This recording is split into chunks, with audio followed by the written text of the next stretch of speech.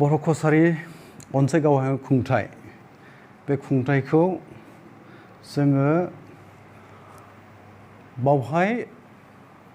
सानजारि नोगोर सिमेन्ट सापरियाव मावखुलिखौ गाहाय मावखुलिखौ बेखेवनाय बा जोंना आजावनायनि उननिफ्राय जोंजों लोगोसे सरकारिनि भाबैहाय जों सरकारि भाबै जोंनि काउन्सिलनि प्रिन्सिपाल सेक्रेटारिखौ जों मोनथ'नो हायाखैमोन। गोबां नाजानायनि गेजेरजों आसाम सरकारजों रायलायनायनि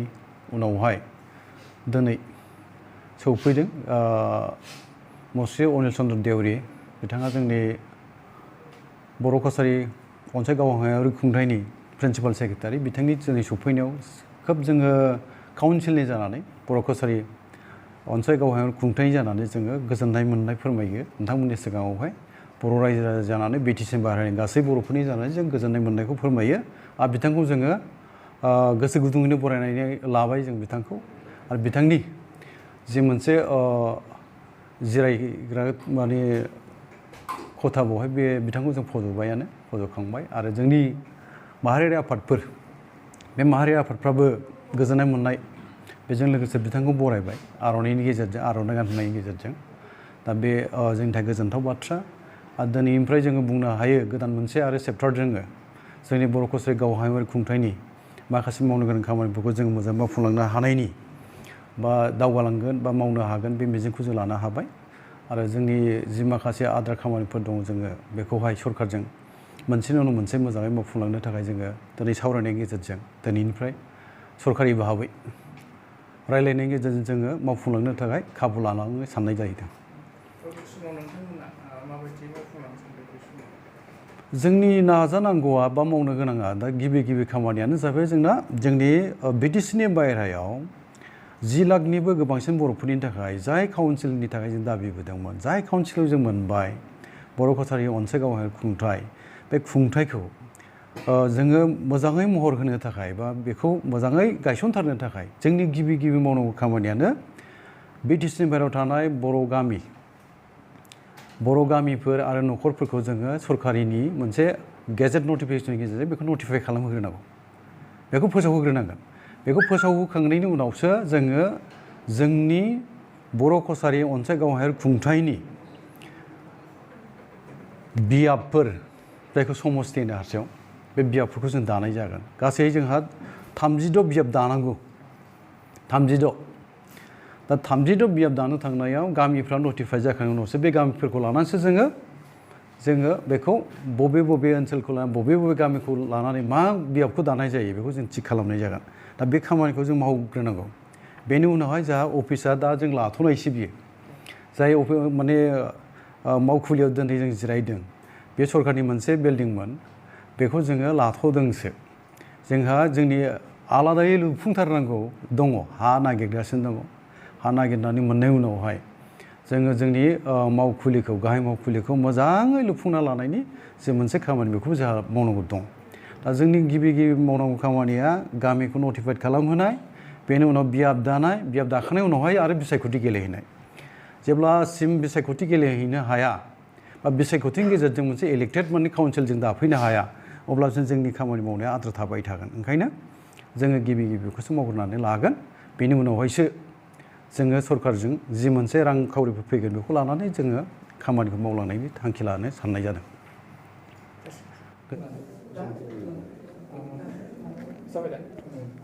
আপুনি আজি बर' कसारि ৱেলফেয়াৰ অট'নমাছ কাউন্সিলত প্ৰিন্সিপাল ছেক্ৰেটাৰী ৰূপে আজি অফিচত প্ৰথম দিনৰ বাবে আহিলে আপুনি এইটো কাউন্সিলৰ বিষয়ে কি জনাব? এইটো তাৰমানে নতুনকৈ গঠন হৈছেতো গতিকে একদম মানে প্ৰাইমেৰী ষ্টেজত আছে গতিকে আমি এতিয়া অফিচ এইবিলাক মানে বহুত দূৰ হয়তো গতিকে ৰিজনেল অফিচ এটা আমি গুৱাহাটীটো কৰিছে তেওঁলোকে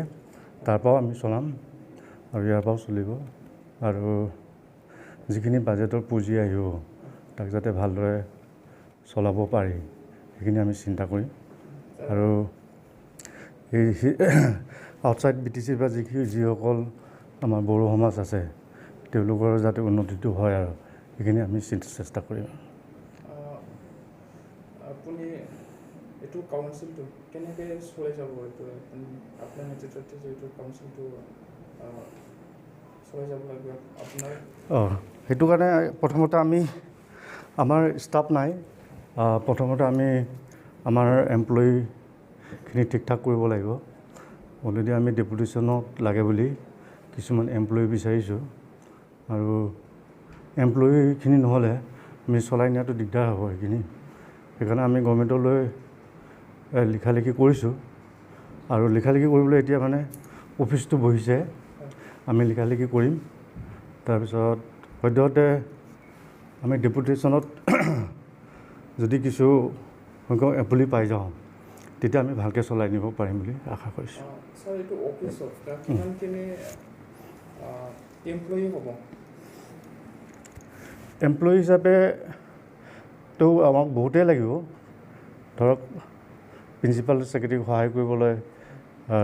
joint secretary deputy secretary under ছেক্ৰেটাৰীও লাগিব তাৰপিছতে মিনিষ্ট্ৰিয়েল ষ্টাফত ছুপাৰিণ্টেণ্ডেণ্টৰ পৰা আদি কৰি নজৰত নাজিৰ লাগিব তাৰপিছতে আৰু আমাৰ এছিষ্টেণ্ট লাগিব আৰু পিয়ন চকীদাৰ এইবোৰ চব লাগিব মোক কেইজনমান লাগিব ছাৰ এতিয়া পটকৈ মই এতিয়া ক'ব নোৱাৰিম লাহে লাহে আমি তথাপিও 25-30 জনটোতো লাগিবই আৰু আপুনি ৰাইজবিলাকক এতিয়া কিবা মেছেজ দিবলৈ বিচাৰে ৰাইজক কৈছোঁ যে ধৰক এতিয়া বাজেট কিমান নিৰ্ধাৰিত কৰিছে বা আমাক কিমান দিব তাৰ ওপৰত ডিপেণ্ড কৰিব আৰু সেই হিচাপে আমাৰ এক্সিকিউটিভ কাউন্সিলৰ ডিচিশ্যন মতে তেওঁলোকে কেনেকুৱা ধৰণৰ ডেভেলপমেণ্টৰ কামবিলাক ল'ব আৰু সেইমতে আগবাঢ়ি যাব লাগিব আৰু